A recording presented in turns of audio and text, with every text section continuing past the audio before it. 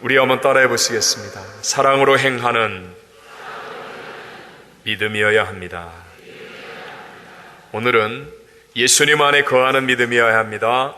성령으로 충만한 믿음이어야 합니다에 이어서 사랑으로 행하는 믿음이어야 합니다 라는 제목으로 말씀을 나누고자 합니다. 탈무드에 보면 이런 이야기가 나옵니다. 노아 홍수 때 세상의 모든 것이 물에 잠기기 전 모든 짐승들이 모두가 다 한 쌍씩 방주로 들어오는데 착할 선, the good 이렇게 얘기하죠. 이것이 혼자 들어오는 거예요. 그러니까 노아가 그 선에게 말하기를 야 모두 한 쌍씩 들어오니 너도 짝을 찾아서 들어오너라 라고 했습니다. 그러자 선이 나가서 짝을 찾아온 것이 바로 evil이었다는 것입니다. 세상에 선이 있는 곳에는 항상 악도 함께 존재한다는 것을 가르쳐주는 의미 있는 이야기입니다. 예수님이 철야 기도하신 후에 부르셔서 함께 했던 12제자 중에도 가룟 유다가 있었습니다. 은혜와 사랑이 충만했던 예루살렘 교회에도 아나니아와 삽비라 같은 가짜 신자가 있었습니다. 초대교회의 성령 충만한 7 집사 가운데서도 이단으로 변해서 당을 만든 니골라 같은 사람이 있었습니다. 이것이 오늘 우리들의 갈등이며 문제이지 않습니까? 선을 행하려고 하는데 악이 함께 있습니다. 성공을 기대했는데 실패가 다가옵니다. 열심히 해보려고 하는데 꼭 방해와 태클이 생깁니다. 잘 되고 있는 줄로 생각했는데 믿었던 도끼에 발등 찍히듯 뜻하지 않은 사람과 사건들이 벌어집니다. 그렇다고 믿음을 포기할 수도 없고 도대체 어떻게 해야 하는 것입니까? 오늘 성경을 보면 예수님의 사역이 점점 왕성해지고 있습니다. 왕의 신하의 아들을 비롯한 많은 병자들을 고치셨습니다. 광야에서 5,000명을 먹이기도 하셨고 바다 위를 걷기도 하셨습니다. 영생의 말씀이 니고데모를 비롯한 많은 사람들에게 전파되고 사람들이 변화되고 있습니다. 이렇게 사역의 영향력이 커질수록 다른 한편에서는 예수님을 죽이려는 음모도 계속되더라는 것입니다. 당시 유대의 권력자인 대제사장 가야바는 한 사람이 죽어서 온 백성이 편할 수 있다면 죽이는 것이 더 낫다라는 이상한 논리를 가지고 예수를 죽이려고 했습니다. 바로 앞장 요한복음 7장에서는 대제사장의 하속들을 동원하여서 예수님을 잡으려고 했지만 여의치 못했습니다. 가늠하다 현장에서 잡힌 여인을 지금 끌고 온 오늘 본문의 이 상황도 우연히 생긴 것이 아니라 예수님을 올무에 빠뜨리기 위해 계획적으로 꾸며진 일이라고 할 수 있습니다. 이스라엘은 간음에 대해서 엄격해서 지금도 창녀가 거의 없는 나라라고 합니다. 그런데 2000년 전 율법의 시대에 그것도 현장에서 간음하던 여인이 시간 맞춰서 잡혀오기란 거의 불가능하다는 것이죠. 또 간음은 혼자 할 수 없는 일인데도 남자는 없이 여자만 끌려왔습니다. 레위기 20장 10절에 보면 누구든지 남의 아내와 간음하는 자 곧 그의 이웃의 아내와 간음하는 자는 그 간부와 음부를 반드시 죽일지니라 라고 말씀하면서 분명히 율법은 두 사람을 다 정죄할 것을 말씀하고 있습니다. 또 돌로 쳐서 죽일 만한 사형에 해당하는 중죄는 반드시 증거와 증인들을 요구합니다. 그런데도 그냥 여인을 죽이려고 하지 않습니까? 목적이 죄를 다루는 데 있지 않고 예수님을 함정에 빠뜨리는 데 있다는 것을 보여주는 증거들입니다. 만약에 예수님이 그들의 말대로 율법으로 정죄하여 돌로 치라고 하면 사랑이 없는 메시아가 되어서 대중적인 지지를 잃어버리게 될 것이고, 반대로 돌로 치지 말라고 하면 하나님의 율법을 어기고 마는 진퇴양난의 위기에 빠진 것입니다. 이럴 때 예수님은 어떻게 하십니까? 주님께서는 조용히 몸을 굽혀서 손가락으로 땅에 무엇인가를 쓰셨다고 성경은 말합니다. 그리고 몸을 일으킨 주님께서 너희 중에 죄 없는 자가 먼저 돌로 치라고 말씀하시고 다시 몸을 굽혀서 손가락으로 땅에 무엇인가를 쓰셨습니다. 이것이 전부였습니다. 그러자 고발하고 정죄하던 사람들이 양심의 가책을 느껴 하나씩 흉기를 놓아두고 들고 있던 돌을 놓아두고 다 돌아가고 오직 예수님과 그 가운데 있었던 여자만 남게 되었습니다. 예수님이 여자에게 말씀합니다. 여자여, 너를 고발하려는 그들이 어디 있느냐? 너를 정죄한 자가 없느냐? 하시고, 나도 너를 정죄하지 아니하노니 가서 다시는 죄를 범하지 말라라고 말씀하셨습니다. 대적자들에게는 고발과 정죄가 있었지만 예수님에게는 오직 용서와 사랑만이 있었다는 것입니다. 예수님을 구세주로 믿는 우리들도 이렇게 용서와 사랑으로 행해야 한다는 사실을 우리에게 가르쳐주고 있습니다. 요한일서 3장 14절 말씀 우리 다 같이 한번 읽어볼까요? 시작. 우리는 형제를 사랑함으로 사망에서 옮겨 생명으로 들어간 줄을 알거니와 사랑하지 아니하는 자는 사망에 머물러 있느니라. 아멘. 오늘 성경 본문이 이 말씀이 말하는 것처럼 사망에 있다 할지라도 그러나 사랑으로 행하면 사망에서 생명으로 옮겨지는 기적이 일어나게 될 줄로 믿습니다. 그럼 어떻게 하면 용서와 사랑으로 행하는 믿음이 될 수 있는지 세 가지의 은혜를 오늘 함께 나누겠습니다. 첫째로 먼저 자기 자신의 실상을 알아야 합니다. 누구의 실상을 알아야 한다고요? 자기 자신. 본문에서 고발과 정죄가 어떻게 용서와 사랑으로 바뀌게 되었습니까? 그것은 주님 앞에서 자기 자신의 실상을 발견했기 때문이었습니다. 오늘 본문 6절과 8절에 반복하여 나오는 말씀, 땅에 쓰다 라는 이 헬라어 원문은 카테그라펜이라는 말로 나와 있습니다. 이 말은 대항하다는 말과 글을 쓰다는 말이 합쳐진 의미의 말입니다. 예수님이 몸을 구부려서 땅에 쓰신 것은 고발하고 정죄하고 있는 그들을 대항하는 글을 쓰셨다라고 추측할 수 있습니다. 예수님을 올무 잡으려는 잘못된 마음을 가지고 나온 그 사람들에게도 감추어진 각자 개인의 죄들이 많이 있었을 것입니다. 아마 예수님은 제일 앞에서 큰 소리치는 사람부터 감추어진 죄가 생각나는 무엇인가를 쓰셨을지도 모릅니다. 어제 유대인의 절기에 금식하는 날인데 몰래 숨어서 떡을 먹었던 일, 사람들 앞에서 11조 한다고 큰 소리 치면서 조금씩 떼어 먹었던 일, 지난주 물건을 팔면서 슬쩍 조금 속였던 일, 혼자서 몰래 음란한 일들을 생각했던 그런 일 등, 아니면 십계명을 썼을 수도 있습니다. 사실 내용이 중요한 것이 아니라 가늠한 여인만 죄인이 아니라 자기들도 죄인이라는 것을 깨닫게 되었다는 것이 중요합니다. 가늠한 여인의 드러난 죄를 통해서 드러나지 않는 감추어져 있는 자기의 죄를 보게 된 것입니다. 이렇게 먼저 자기 자신의 실상을 올바르게 파악하고 나니까 이제 하나님의 역사는 일어나게 되더라는 것입니다. 여러분, 그런데 오늘날 세상은 어떠하지요? 자기의 실상을 보면 절망하게 되잖아요. 그러니까 세상은요, 자신을 알거나 느끼지 말라고 우리를 유도하고 있습니다.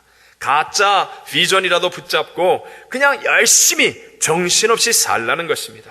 세상의 유행과 풍조에 속삭여 섞여서 드라마 얘기하고 세상 얘기하면서 그냥 너 자신을 발견하려고 하지 말고 무감각하게 느끼지 말고 그냥 살아가라는 것입니다.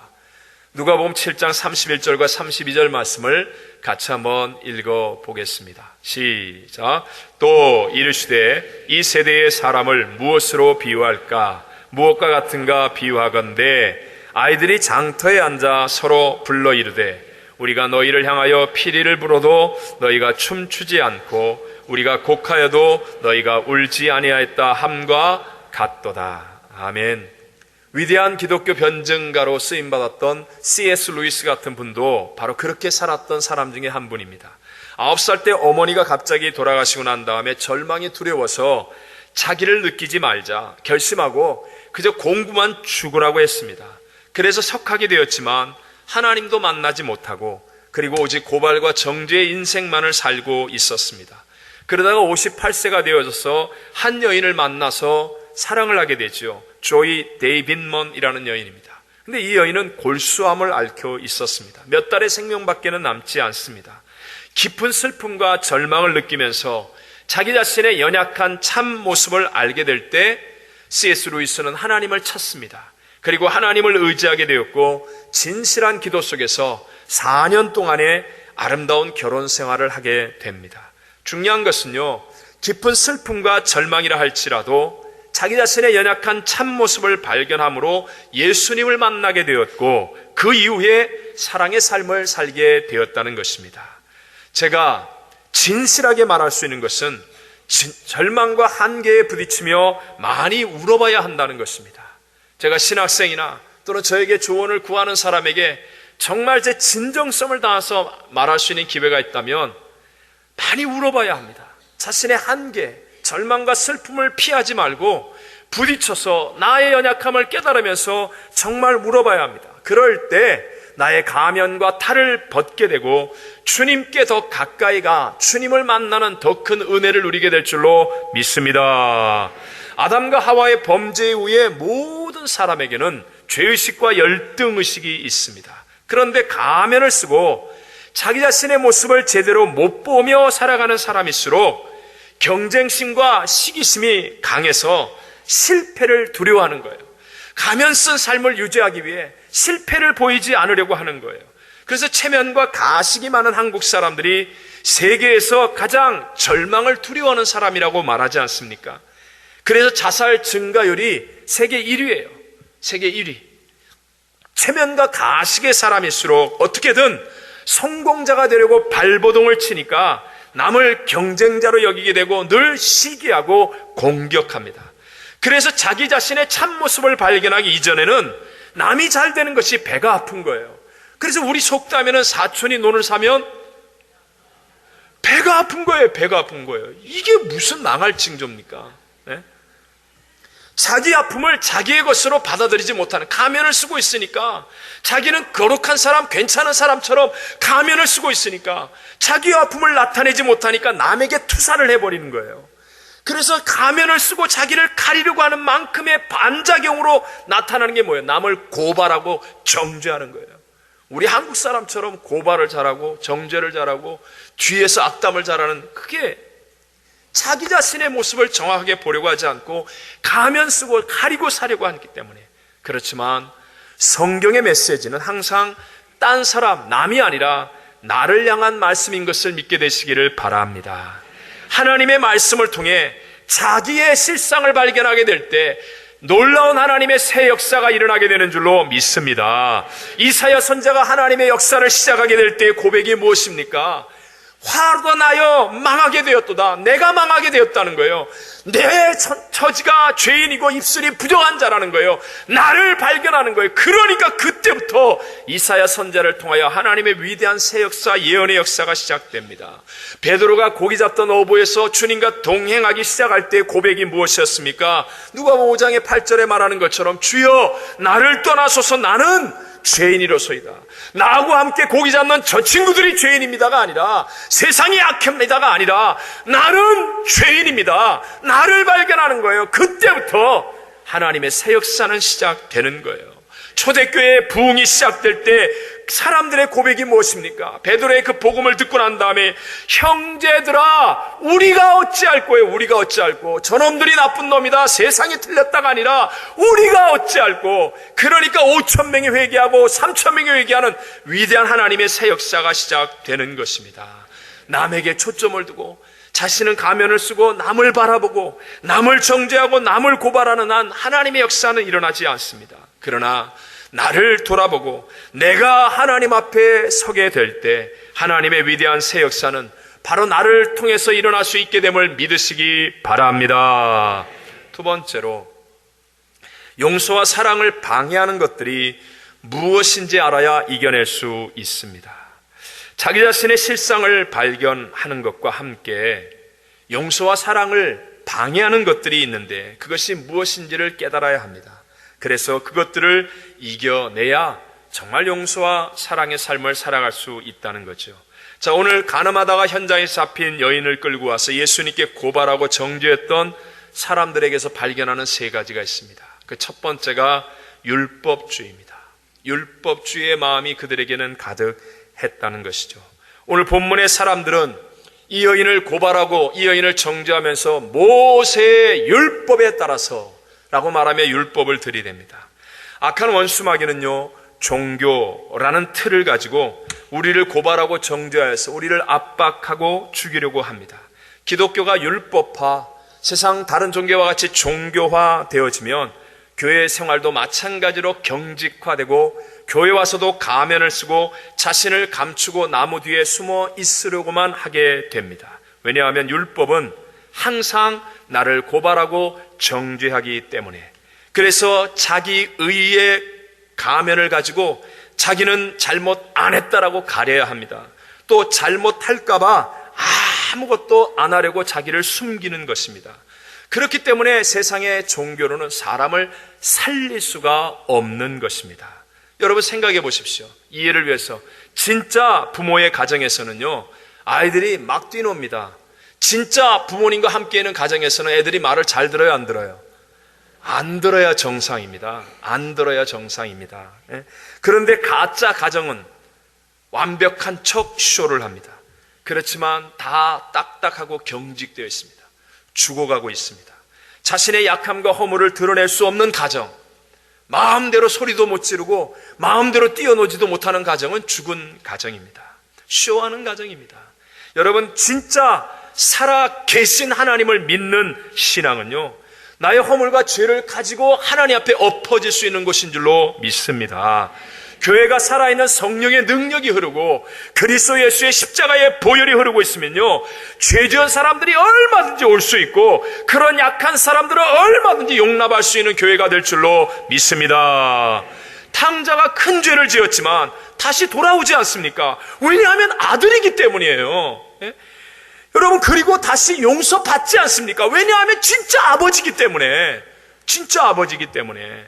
진리의 영 성령의 바람이 불어와야 합니다. 내 약함을 토로하고 내 허물이 용납되는 믿음의 삶을 살 수 있어야 됩니다. 하나님 아버지가 주인 되신 교회가 되기 위해서 정죄하고 고발하는 율법주의를 물리쳐야 합니다. 이 간음하다가 현장에 잡혀온 여인을 고발하고 정죄하는 그 율법주의의 무리들을 예수님은 물리치셨습니다. 두 번째가 자기중심주의, 이기주의입니다. 왜 사람들이 간음한 여인을 이렇게까지 고발하고 정죄해야 합니까? 물론 예수님을 올무에 잡으려고 하는 것이죠. 근데 그 내용, 동기는 실상은 자기들의 기득권을 지키고 그리고 자기 이익을 챙기기 위해서였습니다. 저는요, 누가 세상에 제일 어리석은 게 뭐냐 이렇게 물어본다면 저는 허슴치 않고 이기주의라고 대답하고 싶습니다. 여러분, 이기주의는요, 자기가 하는 그 일이 딱 끝나면 아무것도 남는 것이 없는 허무한 인생이 됩니다. 그러나 이타주의, 남을 섬기고 남을 위해서 살았던 사람은요, 그 일이 자기에게서 끝나고 난 뒤에도 그 일은 계속되어집니다. 계속되어집니다. 한 사람의 일생이 끝나고 난 후 애도와 기념의 일들이 계속될 수 있는 것은 바로 다른 사람을 위해 사는 이타주의의 삶이었기 때문에 가능한 것입니다. 이기주의는 항상 자기 중심이기 때문에 점점 약해지게 되어 있고, 그리고 함께하는 공동체 속에서도 제일 약한 사람이 될 수밖에 없습니다. 예를 들어 일을 하다가 쉽니다. 근데 이기주의자는 누가 약할 때 쉴까요? 너무 어려워요? 이기주의자는 누가 약할 때 쉬어요? 그렇죠. 나에게 중심이 있기 때문에 내가 약할 때 쉬자고 합니다. 그러니까 내가 약할 때 쉬니까 쉬면서 남을 도와줄 수 있어요, 없어요? 도와줄 수 없습니다. 그러니까 항상 공동체에서 자기가 제일 약해지는 사람이 될 수밖에 없습니다. 반대로 이타주의자는요, 남이 쉬자고 할 때 쉽니다. 그러니까 자기에게는 뭔가 힘이 남아있을 가능성이 있습니다. 그래서 쉬면서도 커피 타주고 어깨 주물러주고 뭔가 다른 사람을 섬기는 일을 할 수 있습니다. 그러니까 점점 시간이 지나면 지날수록 사람이 모이고 사람들의 존경과 힘이 생기고 점점 성장하는 사람이 될 수밖에 없습니다. 오늘날 세상과 가정에서 가르치는 최악의 교육은 이기주의입니다. 야야, 교회 가서 힘든 일 하지 마라. 그냥 예배만 드리고 얼른 와라. 최악의 교육입니다. 최악의 교육. 너를 위해 살아라. 꼴이 되게 되어 있습니다. 그런 사람 꼴이 되게 되어 있습니다. 자기만 쳐다보고 자기 가족밖에 모르고 그런 사람은 결국 인생이 좁쌀처럼 작아졌어요. 처음에는 자기가 뭐 되는 것 같이 그럴지 모르지만 나중에 보면 아무것도 남는 것이 없는 그런 비참한 삶이 되어지고 맙니다. 올바른 교육은 이타주의를 가르치는 것입니다. 희생하고 섬기기 위해서 흘려보내는 것이 그것이 진정한 축복의 이유가 됨을 믿게 되시기를 바랍니다. 성령은 흘러 넘치는 영이에요. 하나님은 주는 자가 받는 자보다 복이 있다고 말씀하세요. 그래서 이타주의 삶을 따라서 다른 사람을 섬기기 위해 살다 보면 그때는 좀 손해보는 것 같은데, 그때는 희생하는 것 같은데, 시간이 지나면 지날수록 이 사람의 인생은 커집니다. 능력이 생깁니다. 하나님의 복이 흐르고 성령의 흘러넘치는 영의 역사가 가득한 사람이 될 줄로 믿습니다. 세 번째, 사랑과 용서를 방해하는 것이 권력을 의지하고 힘을 의지하려는 군국주의라고 말할 수 있습니다. 리처드 포스트가 쓴 불후의 명작, 10여 년 전에 나온 책인데요, 제가 지난주에 한 번 더 읽었는데도 너무 은혜가 돼요. 돈, 섹스, 권력. 제목이 좀 그렇죠. 돈, 섹스, 권력. 너무 좋은 책입니다. 이 책에 보면 군국주의, 밀리터리즘이라고 얘기하는데 이 말이 나옵니다. 오늘날 세상은 힘을 추구합니다. 미국이 강대국이 되려고 합니다. 중국이 강대국이 되려고 합니다. 근데 여러분, 본문의 이 고발과 정죄의 사람들은 바로 다수 군중의 힘, 세상의 권력, 지식의 힘, 이런 것들을 의지했지만 결국은 예수님의 사랑 앞에 무릎을 꿇고 말았습니다. 힘의 반대말은 사랑입니다. 나폴레옹이 황제가 되어서 온 유럽을 정복하려고 했지만 결국 젊은 나이에 세인트루이스 섬에 유배 가서 결국은 비참하게 죽었습니다. 죽으면서 하는 말이, 나는 군대와 힘을 가지고 세상을 정복하려고 하는데 아무것도 하지 못했지만 예수는 십자가의 사랑으로 온 세상을 정복했구나. 이거 깨달았다는 거예요. 이거 깨달았다는 거예요.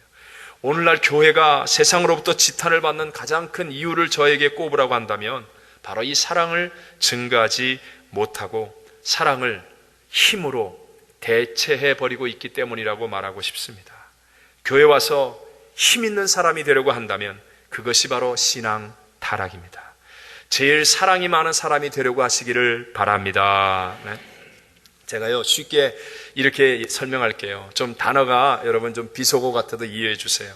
자, 남자는 제비족이고 여자는 순애보와 같은 그런 순수한 사랑의 사람이라면 제비족과 순애보가 만났어요. 당장에는 누구 말대로 되겠습니까? 제비족이 가자는 대로 갑니다. 좀 너무 남자가 이렇게 되면, 자, 그럼 반대로 하겠습니다. 남자는 순정남이에요. 근데 여자는 꽃뱀입니다. 그렇다면 당장은 누구 말대로 되겠습니까? 꽃뱀 말대로 가는 거예요. 제비족이 가자 그러면 이 순애보는 갑니다. 꽃뱀이 뭐 먹자 그러면 그냥 순정남은 그냥 그대로 갑니다. 그러나 결말이 어떻게 될 것 같아요? 네? 자, 이런 동화책 같은 데 보면, 아니면 뭐 소설이나 어디에서도요, 자기가 왕자라고 해보십시오. 왕자인데 한 여인을 사랑합니다. 그럴 때는요, 왕자 티 안 냅니다. 왕자 티 내지 않습니다. 숨깁니다, 오히려. 그리고 사랑의 열매를 맺죠. 반대로 나쁜 놈들을 한번 보십시오. 나쁜 놈들을 보면 힘을 과시합니다. 자기가 재벌집 아들이라고 그러고, 자기가 무슨 국가기관의 비밀 요원이라고 그러면서, 그래서 명품을 막 꺼내놓고 다이아몬드 주는 건, 이건 김중배예요. 네?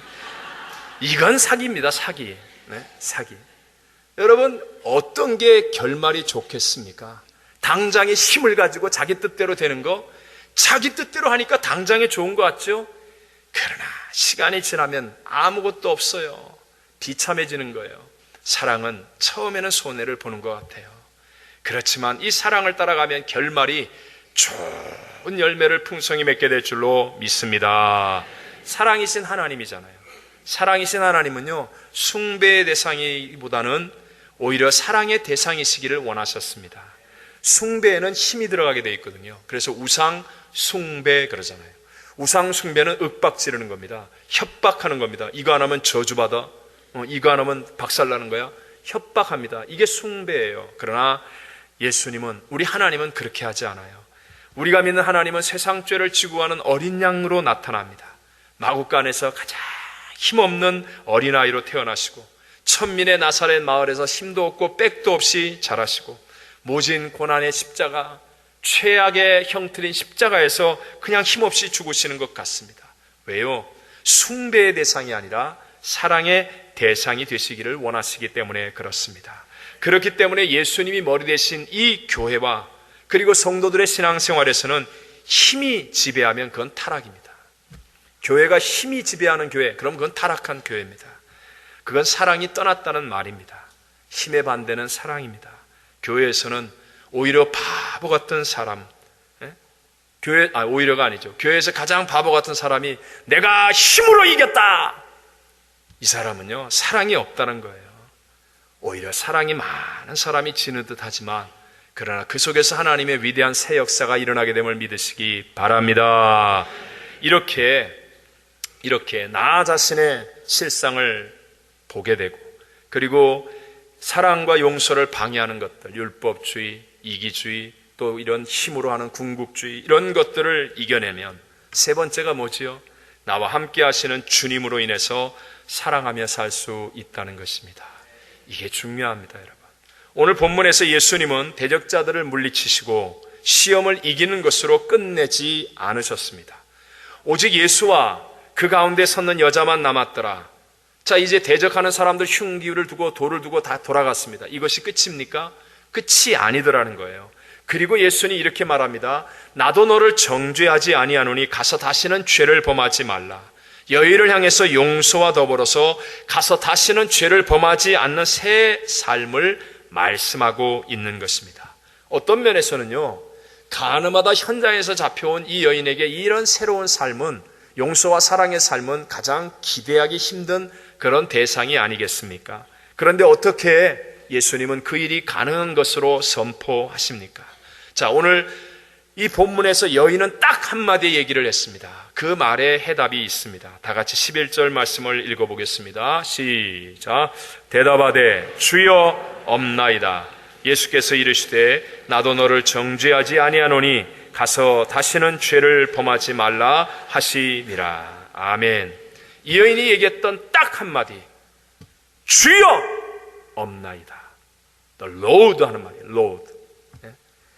예수님이 자기 인생의 주가 되시는 그 순간에 가늠하다 현장에 잡혀왔던 정말 힘없고 보잘것없는 여인이라 할지라도 이제 용서와 사랑의 새 삶을 살아갈 수 있다라고 주님이 선포해 주시는 것입니다.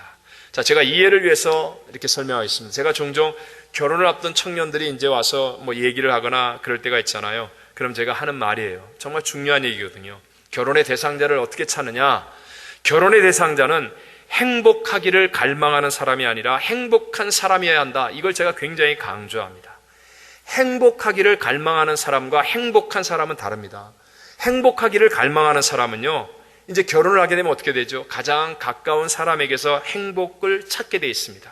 그러니까 남편이나 아내에게 행복하게 해달라고 조르게 됩니다. 그런데 죄송하지만 사람은요, 계속해서 행복하게 해줄 능력이 있다 없다? 없습니다, 여러분.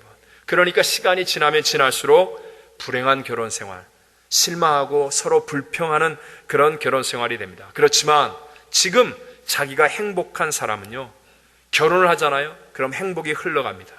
그래서 모자라고 연약한 상대방까지도 다 행복한 가정으로 만들어버리게 될 줄로 믿습니다. 지금 예수님 때문에 나는 행복합니다. 나는 예수님 한 분이면 결혼 안 해도 돼요. 너무 행복해요. 이런 남자나 여자가 있으면 무조건 잡아야 돼요. 여러분, 그런 사람 무조건 사위로 삼고 무조건 이 며느리로 삼아야 돼. 예? 이거 중요한 거예요, 여러분. 중요한 거예요. 교회에서도 마찬가지예요. 어떤 사람은 뭘 해주면 내가 충성하겠습니다. 죄송합니다. 지금 안 되는 분은 나중에 안 됩니다. 안 됩니다.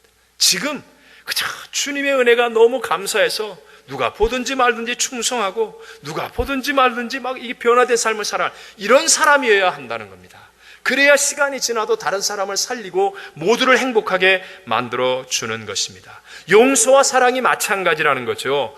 용서가 중요해. 사랑해야지. 그러면 힘들어집니다. 왜요? 우리 안에는 용서와 사랑의 능력이 없어요. 없는데 하려고 하니까 더 어려워지는 거예요. 해야 되겠다라고 결심한다고 해서 되는 게 아니라는 거예요. 우리 힘으로 할 수 있는 게 아니에요. 길은 하나예요. 예수님의 용서와 사랑에 푹 빠지면 그럼 나도 모르게 용서하고 있는 거예요. 내가 용서한다고 안 그러는데 내 주변이 용서가 가득하고 사랑이 가득해서 풀이 돋고 꽃이 피고 열매가 풍성하게 맺어지게 되는 것입니다. 이 여인도 마찬가지예요. 가늠하다 현장에서 잡혀온 보잘것없는 여인이지만 주여 하는 그 순간에, 주님의 용서와 사랑이 그의 영혼 속에 넘쳐나는 그 순간부터 이 여인은 용서할 수 있고 사랑하는 새 삶을 살 수 있는 여인이 되는 줄로 믿습니다. 우린 계명 때문에 사랑하는 게 아니에요. 제발 예수님 때문에 하게 될 줄로 믿으시기 바랍니다. 해야 한다는데, 오늘 설교 들으니까 해야 한다는데 그러면 안 되고요. 하게 된대. 예수를 믿으면 하게 된대. 그러면서 예수님께 초점을 두는 사람이에요. 예수님. 해야 된다는데 그러면 내가 하는 거예요. 하게 된대. 예수님을 믿으면, 예수님과 깊은 관계를 가지면 된대. 이게 믿음입니다, 여러분. 네? 왜 겉으로만 교회를 왔다 갔다 하는 것으로 부족합니까? 그 이유가 여기 있어요.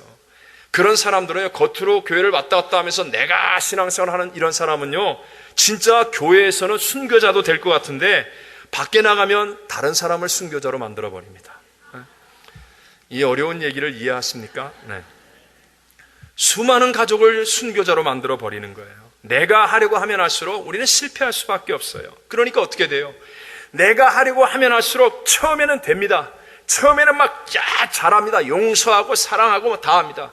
그러다가 이게 한계가 있잖아요. 그 다음에는 시간이 지나면서 본전 생각나는 거예요. 그래갖고 신앙의 괴물이 만들어지는 거예요. 내가 옛날에 이렇게 열심히 했는데, 내가 뭘 했는데, 이러니까 이제부터 막 이상한 일들이 막 일어나기 시작하는 거예요. 우리를 살리기 위해서 십자가에서 화목 제물이 되어주신 예수님은 하나님과의 관계가 모든 것이었습니다. 모든 것. 여러분, 이것이 여러분의 신앙의 모든 것이 되시기를 바랍니다. 예수님이 모든 것. 예수님 한 분이면 됩니다. 예수님 그분을 사랑합니다. 예수님과 함께하면 됩니다. 이 믿음을 가져보십시오. 그러면요, 내 안에 예수 그리스도의 생명이 나도 모르게 흐르는 거예요. 나도 모르게 흘러서 내 주변이 살아나는 거예요. 하나님의 역사가 나타나는 거예요. 내 삶 속에 하나님의 꿈이 이루어지고, 나도 모르게 어느 날 내 인생의 뒤를 돌아오면 하나님의 흔적들이 가득한 스토리가 만들어지는 복 있는 인생이 될 줄로 믿습니다. 예수님 안에 거하는 믿음이 되어야 합니다. 그리고 예수님의 영 성령님으로 충만한 믿음이어야 합니다. 그러면 우리 모두가 사랑으로 행하는 믿음의 승리자들이 다 될 줄로 믿습니다.